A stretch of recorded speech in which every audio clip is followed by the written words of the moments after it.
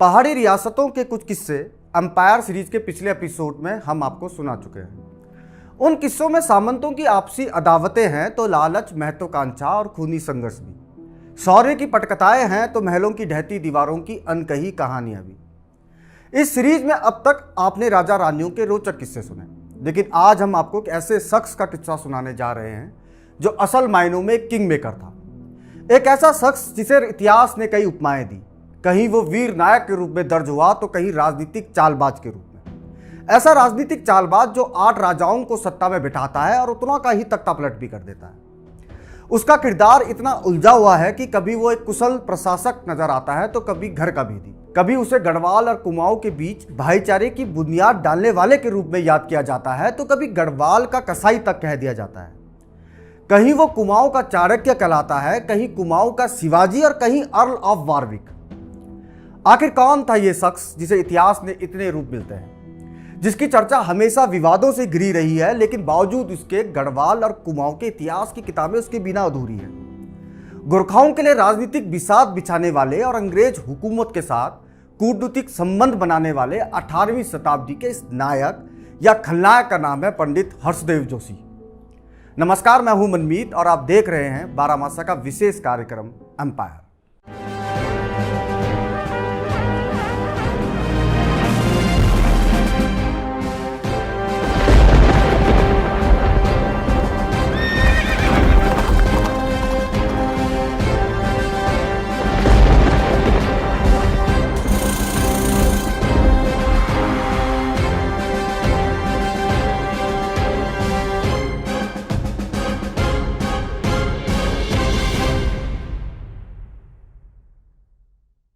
पंडित हर्षदेव जोशी का जन्म 18वीं सदी में कुमाऊं के जिजार क्षेत्र के प्रसिद्ध जोशी परिवार में हुआ था। उनके पिता शिवदेव जोशी कुमाऊं नरेश कल्याण चंद्र और उनके बाद उनके पुत्र दीपचंद्र के प्रमुख मंत्री रहे। हर्षदेव को बचपन से ही शासन कार्य व सैन्य संचालन की अच्छी शिक्षा अपने पिता से मिली थी। पिता पुत्र पर्वतीय क्षेत्र की रक्षा के लिए दिल्ली के बादशाह और नजीबाबाद के नवाब से मधुर संबंध बनाए रखने का प्रयास करते रहते। उस समय राज्य की पड़ोसी रियासत रुहेलखंड में रुहेले खासे शक्तिशाली थे, लेकिन हर्षदेव और उनके पिता ने कुमाऊं की सेना को इस कदर शक्तिशाली बना दिया था कि रियासत पर कोई नजर उठाने की जुर्रत नहीं करता। 1761 में पानीपत की तीसरी लड़ाई हुई, जिसमें दिल्ली के बादशाह अहमद शाह अब्दाली और मराठा सेनापति सदाशिव भाव आमने सामने थे। इस युद्ध में पंडित हर्षदेव जोशी ने अब्दाली की सहायता के लिए 4000 सैनिक भेजे। एक कुशल प्रशासक के तौर पर वो अब तक इतने विख्यात हो चुके थे कि नवाब नजीबुद्दौला जब स्वयं बादशाह की मदद के लिए पानीपत के मैदान में गया तो उसने अपनी गैर हाजिरी में राज्य प्रबंधन के लिए हर्षदेव जोशी को ही नियुक्त किया। हर्षदेव ने भी बड़ी कुशलता से इस दौरान रुहेलखंड पर राज किया। हर्षदेव जोशी की कवायदों से कुमाऊं व गढ़वाल में भी परस्पर भाईचारा व प्रेम भाव रहा। 1764 ईस्वी में कुमाऊं के राज परिवार में एकाएक गृह कलह शुरू हो गया। कुंवर मोहन सिंह ने नरेश दीपचंद्र को बंदी बनाकर उनकी रानी श्रृंगार मंजरी का कत्ल कर दिया। पंडित हर्षदेव जोशी तुरंत देश रक्षा के लिए आ गया। एक शक्तिशाली सेना का गठन कर शीघ्र ही कुंवर मोहन सिंह को राज्य से खदेड़ दिया और दीपचंद्र को मुक्त कराया। लेकिन तभी एक नई मुसीबत सामने आ गई। समाचार मिला कि काशीपुर में नियुक्त फौजदार नंदराम कुमाऊं राज्य के तराई इलाके को राज्य से अलग कर लखनऊ के नवाब की सल्तनत के अंतर्गत ले जाने का कुत्सित षड्यंत्र कर रहा है। हर्षदेव जोशी को यह बात पता चली तो वह तुरंत एक छोटी सी सेना लेकर काशीपुर पहुंचे और नंदराम को वहां से खदेड़ दिया। नंदराम और कुंवर मोहन सिंह ने मिलकर कुमाऊं राज्य पर अधिकार करने की कई बार साजिश की। कुंवर मोहन ने चालाकी से राज्य में प्रवेश की राजाज्ञा भी प्राप्त कर ली थी। कुछ समय बाद 1771 में मोहन सिंह ने पंडित हर्षदेव के भाई जय कृष्ण की हत्या कर दी और हर्षदेव को गिरफ्तार कर बंदी गृह में डाल दिया। इसके बाद नंदलाल के साथ स्पष्ट रूप से देशद्रोह में शामिल होकर कुंवर मोहन सिंह ने काशीपुर का मैदानी क्षेत्र अवध के नवाब के सुपुर्द कर दिया। रुद्रपुर को भी कुमाऊं से अलग कर नवाब के इलाके में शामिल करने के लिए फरमान जारी कर दिया गया। पंडित हर्षदेव जोशी को जेल में जब यह सूचना गुप्त रूप से मिली तो वो बहुत दुखी हुए। उन्होंने किसी प्रकार बंदी गृह से ही गढ़वाल एवं डोटी के नरेशों को सूचना भिजवाई और उनसे मदद मांगी। टिहरी के राज परिवार में जमने कैप्टन सूरवीर सिंह परमार अपनी किताब में लिखते हैं कि यह पहला मौका था जब पंडित हर्षदेव जोशी ने कुमाऊं और गढ़वाल की अखंडता के लिए एक संयुक्त सैनिक अभियान की वकालत की। इसके बाद गढ़वाल नरेश ललित शाह ने तुरंत अपने प्रधान सेनापति प्रेमपति खंडूरी के नेतृत्व में एक विशाल सेना का कुमाऊं की ओर रवाना किया। मोहन सिंह अब तक खुद को कुमाऊं नरेश घोषित कर चुका था और उसने अपना नाम मोहन सिंह से बदलकर मोहनचंद रख लिया था। उसने अपने भाई लाल सिंह के नेतृत्व में गढ़वाली सेना से मोर्चा लेने के लिए 1779 के पूर्वार्ध में सेना भेजी। ये दोनों सेना बगवाली पोखर में भिड़ी और इसमें मोहन सिंह की सेना की हार हुई। इसके कुछ ही समय बाद हर्षदेव जोशी भी जेल से रिहा कर दिए गए। मोहनचंद में वीरता की कमी थी। वह भागकर टनकपुर होते हुए अवध के नवाब के पास पहुंचा। उसे वहां से भी जब सहायता नहीं मिली तो वो रामपुर के नवाब फैजुल्ला खां के पास पहुंचा।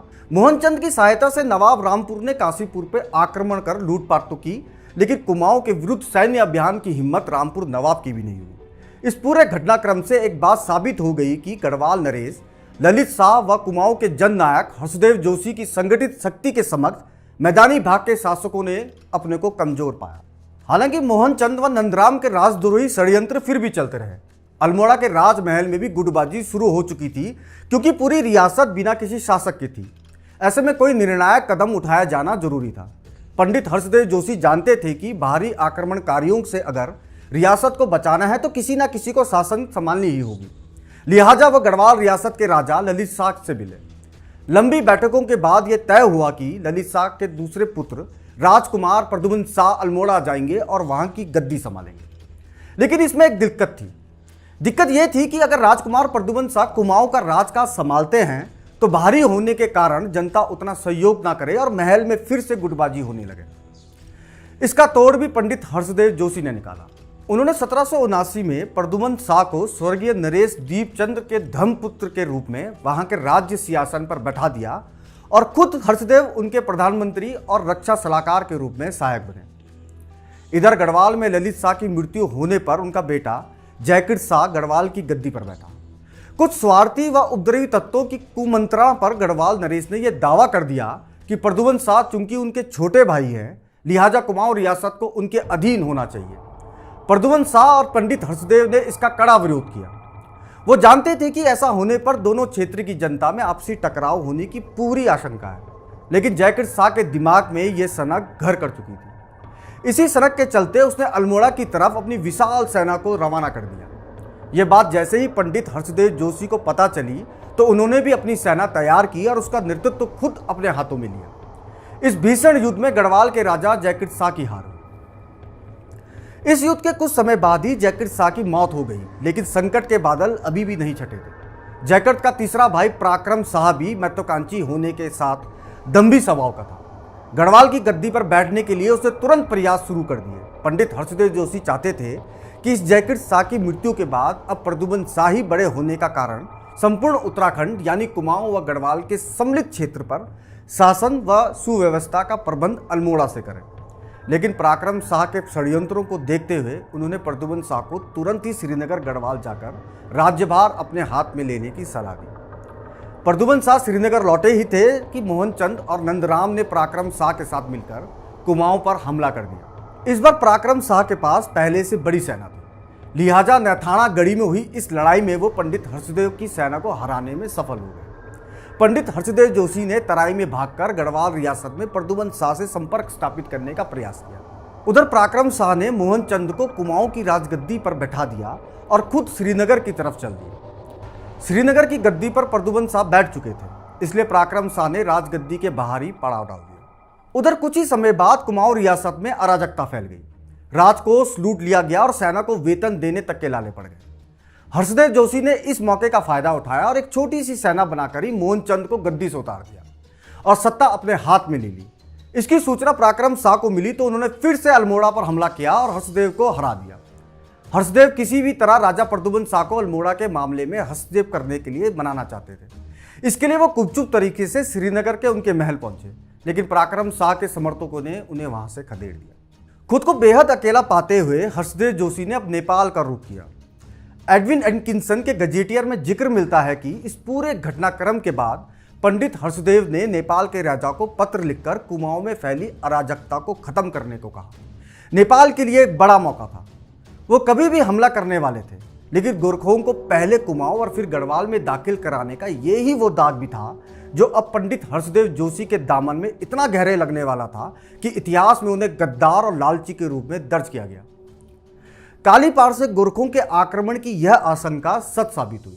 गोरखों ने अपने बड़े सेनापति चौंतरिया बहादुर शाह, काजी जगजीत पांडे, अमर सिंह थापा और सूरज सिंह थापा के संयुक्त नेतृत्व में कुमाऊं के 2 हिस्सों में धावा बोल दिया। हर्षदेव जोशी को नेपाल के राजा का लाल मुहर वाला एक पत्र भी आ गया।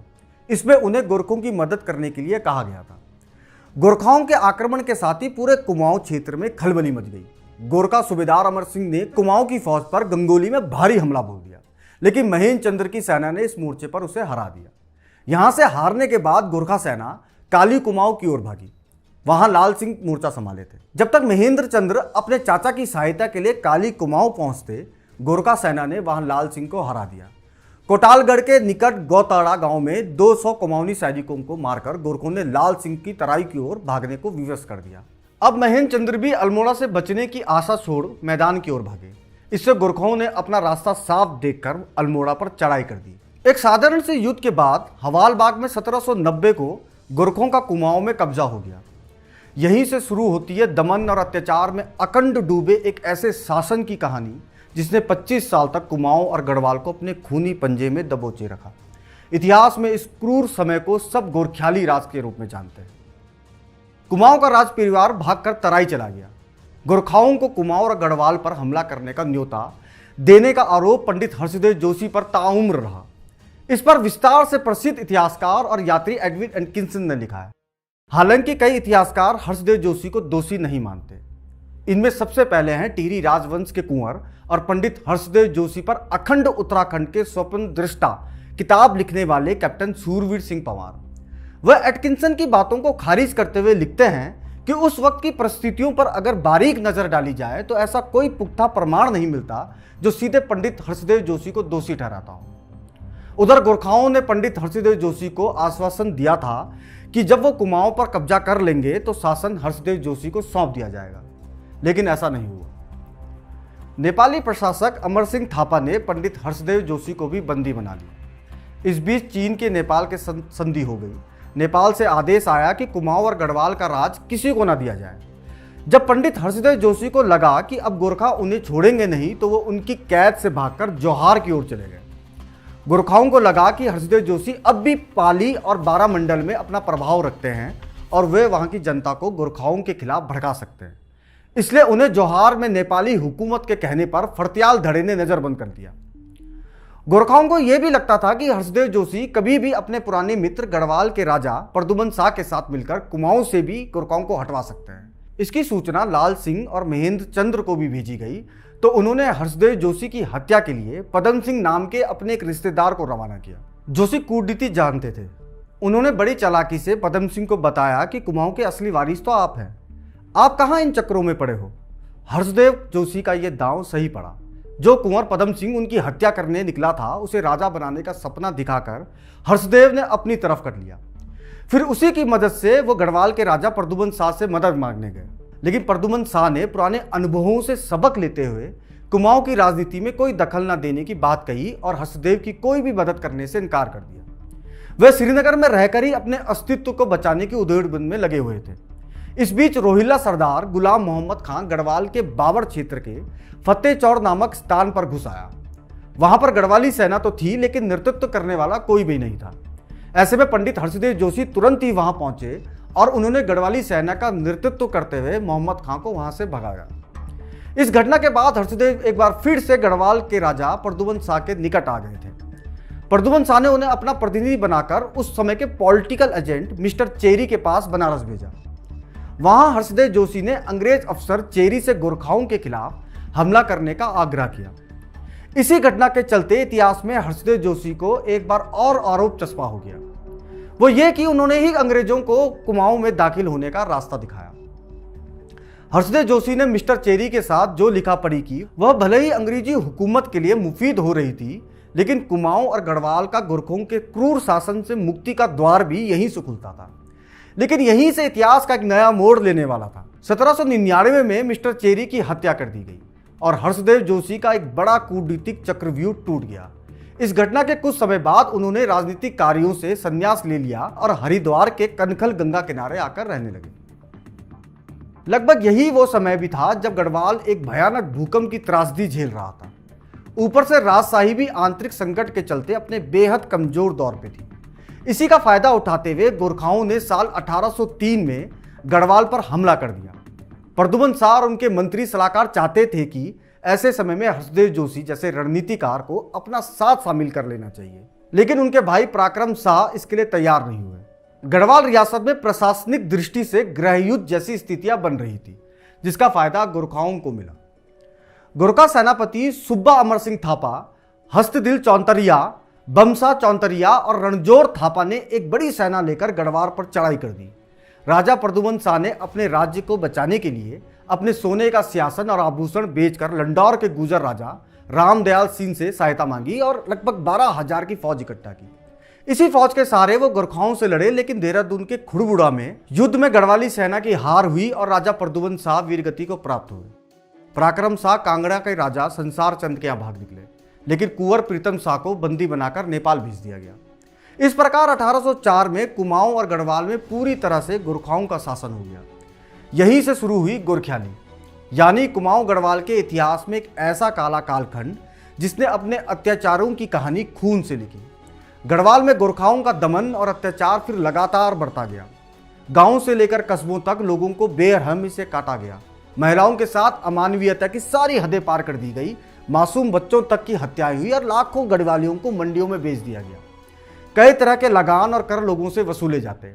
भूमि का लगान तो था ही, उत्सव मेलों के लिए भी कर वसूले जाने लगा।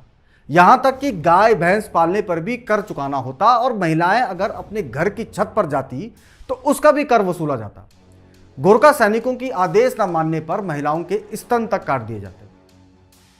गढ़वाली लोगों को हरिद्वार में 8-10 रुपए तक में बेचे जाने का समाचार सामने आने लगा। हरिद्वार शहर गढ़वालियों की मंडी में तब्दील हो गया। इतिहास में जिक्र मिलता है कि इस दौरान 2 लाख से अधिक लोगों को बेचा गया।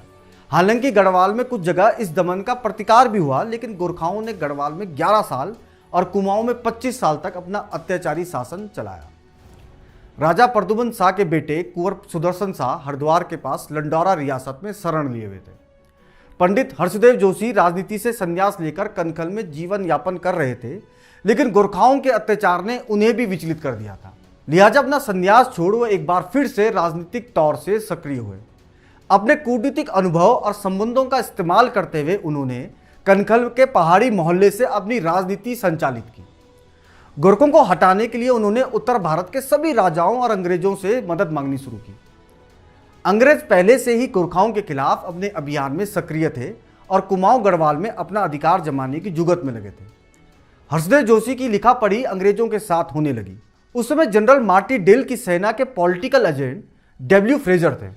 कनखल में कप्तान हैरसी ने 1814 में हर्षदेव जोशी और सुदर्शन शाह को फ्रेजर से मिलाया।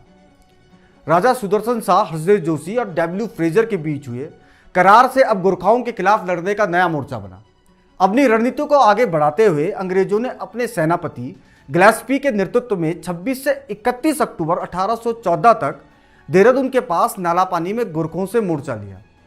गोरखा सेनापति बलभद्र ने बड़ी बहादुरी से 5 दिन उन्हें रोके रखा, लेकिन आखिरी में अंग्रेजों ने गोरखों को हराकर गढ़वाल को 11 साल के अत्याचारी शासन से मुक्त कराया। इस लड़ाई में अंग्रेज सेनापति गिलेस्पी भी मारा गया। इसी युद्ध के बाद गढ़वाल का 2 भागों में विभाजन भी हुआ यूं कि युद्ध के बाद अंग्रेजों ने सुदर्शन शाह से युद्ध खर्च के रूप में इतनी बड़ी धनराशि की मांग की जो उनके लिए चुकाना संभव नहीं था। तब तय हुआ कि गढ़वाल का गंगा पार का एक हिस्सा टिहरी के रूप में सुदर्शन शाह को सौंपा जाएगा, जबकि पौड़ी में अंग्रेजों का शासन होगा। इतिहास में इस घटना को अलकनंदा की संधि के नाम से जाना गया। गढ़वाल को गोरखाओं से मुक्त कराने के बाद अब कुमाऊं को मुक्त कराया जाना बाकी था। हर्षदेव जोशी से हुई बातचीत को अमली जामा पहनाने के लिए अंग्रेजों ने काशीपुर से रणनीति बनाना शुरू कर दी। हर्षदेव जोशी की उम्र अब भले ही 67 साल की हो गई थी, लेकिन उनकी रणनीति, बहादुरी और निर्णय लेने की क्षमता में कोई असर नहीं पड़ा था। उन्हें अब इस बात की उम्मीद हो गई थी कि अंग्रेज कुमाऊं से भी गोरखाओं को हटाकर उन्हें फिर सत्ता के केंद्र में ला सकते हैं। वो काशीपुर पहुंचे और अंग्रेजों को कुमाऊं फतेह करने के लिए सहयोग करने लगे। उन्होंने एक बार फिर से अपने को सेनापति के रूप में साबित किया। अपने राजनीतिक चालाकी और पुराने संबंधों को पुनः पिरोते हुए उन्होंने काशीपुर में महर, फर्तियाल और तड़ागी आदि की सेनाएं इकट्ठा की और उन्हें अंग्रेज कप्तान हैरसी की फौज की सहायता के लिए तैयार कर लिया। इसी सेना के साथ फिर वो अल्मोड़ा है। कुमाऊं अब एक नए कालखंड की ओर बढ़ रहा था। बड़ी तैयारी के साथ कर्नल गार्डनर चिल्किया कोसी के रास्ते अल्मोड़ा की ओर, तो कप्तान हियर से, पीलीभीत से काली कुमाऊं और चंपावत की ओर बढ़े। पहले उन्होंने गोरखाओं से डिकोली नाम की जगह खाली कराई। यहां से फिर अंग्रेज सेना चुकम, कोटागड़ी, टुंगड़ा घाट, काट की नाव, अंगुड़ा घाटा, लोगलिया से भूजान तक पहुंच गई। फिर स्याही देवी, कूमपुर होते हुए स्यूनी और कटारमल होकर अल्मोड़ा की ओर वे सिटोली तक पहुंचे। उधर काली कुमाऊं में सेनापति हस्तिदल के नेतृत्व में नेपाली सेना ने अंग्रेज सेना के हेरसी को हरा दिया था, लेकिन गोरखा इसका फायदा ना उठा सके। गोरखा प्रशासक बमसा ने नेपाली सेना को काटरमल में ठहरी अंग्रेज सेना से मुकाबला करने अल्मोड़ा भेजा। सेनापति हस्तिदल ने एक सैन्य टुकड़ी के साथ गणनाथ में डेरा जमाया। गोरखे इस पड़ाव को गुप्त रखना चाहते थे, लेकिन अंग्रेजों को इसका पता चला तो कर्नल निकोलस ने एक बड़ी सैनिक टुकड़ी के साथ गणनाथ पर चढ़ाई कर दी। अचानक हुए इस हमले से गोरखाओं की सेना संभल नहीं पाई। गोरखा सेनापति हस्तिदल के सिर में एक गोली लगी और उसकी मौत के साथ ही गोरखा सेना तितर-बितर हो गई। इसके साथ ही कुमाऊं से भी गोरखाओं का अंत हो गया। इस अंतिम युद्ध के समय भी हर्षदेव जोशी गणनाथ में ही थे। इतिहास का एक कालखंड अब नई करवट ले चुका था। इतिहास अब एक नए पड़ाव की ओर बढ़ रहा था। गोरखों के अत्याचारों से मुक्ति का रास्ता तो निकल आया था, लेकिन औपनिवेशिक दास्ता की इबारत लिखी जानी अब शुरू हो गई थी। 1815 में पंडित हर्षदेव जोशी का निधन हुआ। आज भी जब इतिहास के इस किरदार पर चर्चा होती है तो ये सवाल बार बार उठता है कि उसका जिक्र एक नायक की तरह किया जाए या किसी खलनायक की तरह। लेकिन इस बहस के बीच जो बात सर्वमान्य है वो ये कि हर्षदेव जोशी का नाम कुमाऊं और गढ़वाल के इतिहास से अनदेखा कभी नहीं किया जा सकता। वो उस दौर में कितने महत्वपूर्ण थे, इसका एक उदाहरण वो पत्र भी है जो साल 1815 में अंग्रेज अधिकारी डब्ल्यू फ्रेजर ने ब्रिटेन में बैठे अपने उच्च अधिकारियों को भेजा था। इस पत्र में लिखा था, हर्षदेव जोशी राजाओं का निर्माता और कुमाऊं का अर्ल ऑफ वारविक है। उसमें अद्भुत साहस और अदम्य उत्साह है। सभी पहाड़ी राज्यों पर सतलज के उस पार भी उसका प्रभाव है। वह हमारा प्रमुख उपकरण है जिससे प्रभावित होकर हजारों कुमाऊनी हमारा साथ देने को तैयार है। उसका नाम सुनते ही गोरखा कांप उठते हैं। एम्पायर का ये एपिसोड आपको कैसा लगा हमें कमेंट कर जरूर बताइएगा। 12 मासों को अगर आपने अब तक सब्सक्राइब नहीं किया है तो हमारे YouTube चैनल को सब्सक्राइब कर लीजिए, साथ ही Facebook पेज को भी लाइक कर लीजिए। हमारे कार्यक्रम अगर आपको पसंद आ रहे हैं तो हमारी मदद भी कीजिए। इसके लिए आप हमारी वेबसाइट baramasa.in पर जाकर कोई भी सब्सक्रिप्शन प्लान चुन सकते हैं और हमें समर्थन दे सकते हैं, ताकि हम लाते रहे पहाड़ों से ऐसे ही दिलचस्प जानकारियाँ। बारामासा।